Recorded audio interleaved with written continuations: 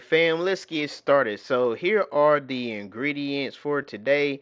You can definitely find all of them in the description. So, without any further ado, let's get to cooking. So, I'm adding about a half a cup of breadcrumbs. I've added some Italian seasoning to these breadcrumbs. And then I want to add a quarter cup of milk. Here's the secret, folks. You've got to add milk to your breadcrumbs and then let this sit for at least 2 minutes. So I want it to be like a pasty consistency. So you can't skip this process if you want juicy ground chicken meatballs. And so as you can see there, that's the pasty consistency that I want. And so I'm going to add one large egg that I've scrambled up. I'm going to add a quarter cup of white onions that I've diced and chopped up for this mixture. And then I'm also going to add a quarter of Knorr's bouillon seasoning. That's really important. And then I've chopped up about 3 garlic cloves. I like fresh garlic. Some of y'all might not. And then I've got a teaspoon of smoked ground paprika. So you want to add that flavor. And then this is my salt and pepper mixture, about 2 tablespoons. And so I'll begin just mixing everything together, taking your time because these flavors are just infused, folks. And so it should look something like this when you're done mixing those flavors. All right, and let me not forget just a dot. I mean, just a dot of mustard. Mustard works as a binder, so you definitely want to add just a dot of mustard. Too much mustard, you will overdo it. And now the star of the show, folks, that ground chicken. That's right. I've got my ground chicken, and I'm just going to get in here with my hand. And you want to incorporate everything in your ground chicken. Don't overmix, folks. And so now here is my pan with my parchment paper, and I'm just forming meatballs. I'm going to try to do 10 meatballs, folks. So I'm definitely taking these about a golf ball size, probably bigger than a golf ball.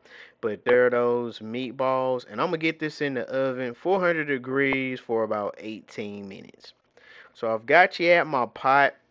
I poured 4 cups of water into the pot. And so we'll definitely bring this up to a boil. And then we're going to add the spaghetti. And yes, look at my spaghetti. I've got it all there.